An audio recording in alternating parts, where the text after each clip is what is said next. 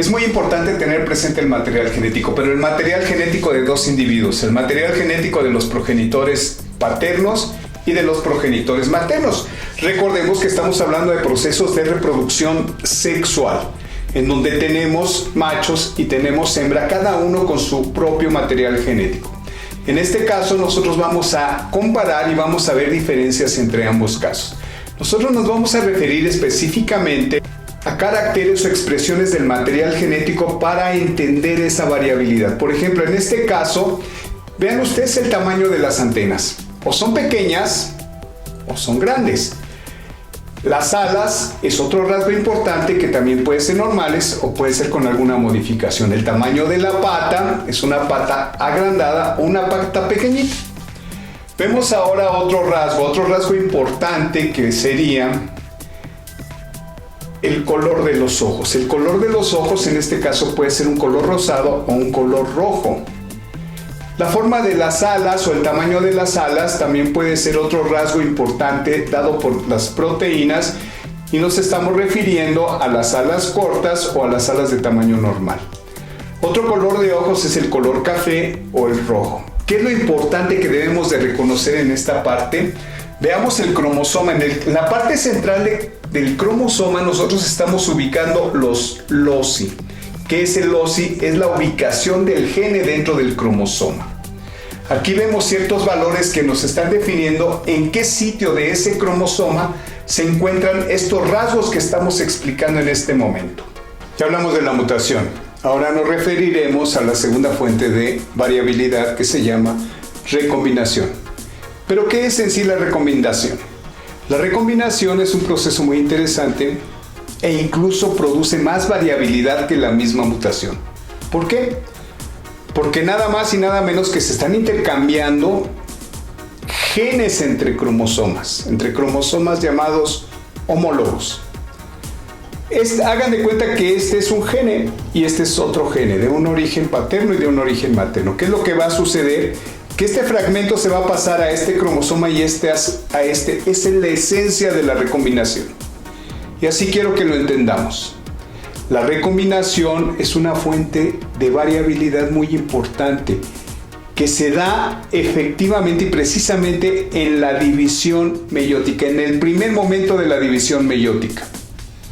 Se llama profase 1 y es ahí donde ocurre este intercambio tan importante entre fragmentos de cromosomas. La recombinación es una fuente importante de la variabilidad y sigue todo el proceso. Finalmente, durante la meiosis nos vamos a dar cuenta que se van a formar 4 células haploides y cada una de estas células va a tener información diferente. Imagínense la cantidad de recombinación que se va a llevar a cabo en cada uno de los individuos cuando se están formando los espermas o los óvulos. Este es un proceso verdaderamente sorprendente, potencial de la gran cantidad de variabilidad que se va a llevar a cabo a través de este mecanismo. Nos hemos referido ya a 2 fuentes de variabilidad. La primera de ellas fue la mutación y la segunda fue la recombinación. Ahora nos vamos a referir a la tercera y se llama migración o flujo de genes. En este caso vamos a suponer, esperemos que lo vayamos entendiendo con facilidad. Vamos a suponer que estos elementos están representando 5 poblaciones. Si nosotros somos observadores, podemos detectar que tenemos una población en donde los homocigotos dominantes imperan, en otra donde son los heterocigotos, en otra los homocigotos recesivos. ¿Qué significa flujo de genes? ¿O por qué es una fuente de variabilidad? Pues simple y sencillamente porque se van a alterar las frecuencias de los genes. ¿Qué quiere decir esto?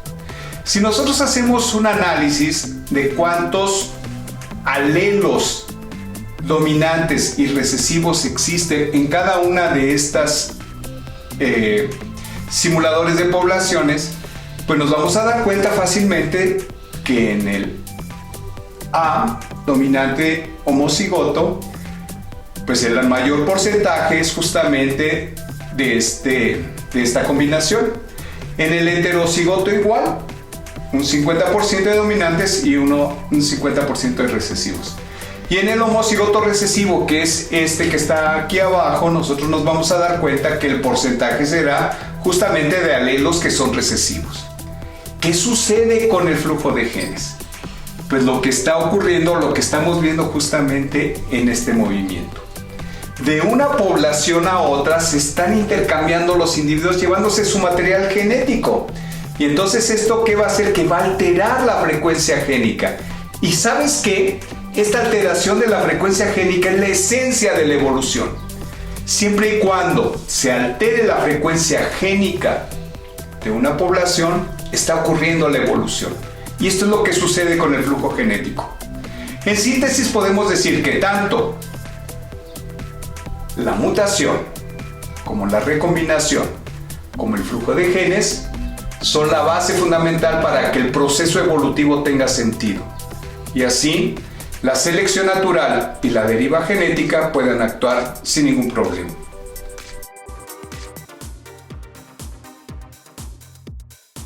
Es importante resaltar lo siguiente.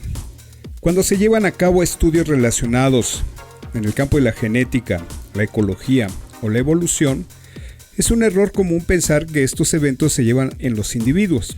Y no, estos eventos o procesos ocurren en las poblaciones, en los grupos de individuos. Por tanto, cuando se modifica la frecuencia alélica solamente se puede determinar dentro de las poblaciones, donde se incluye su reproducción, su alimentación, su hábitat y todos los elementos relacionados con estos grupos de organismos.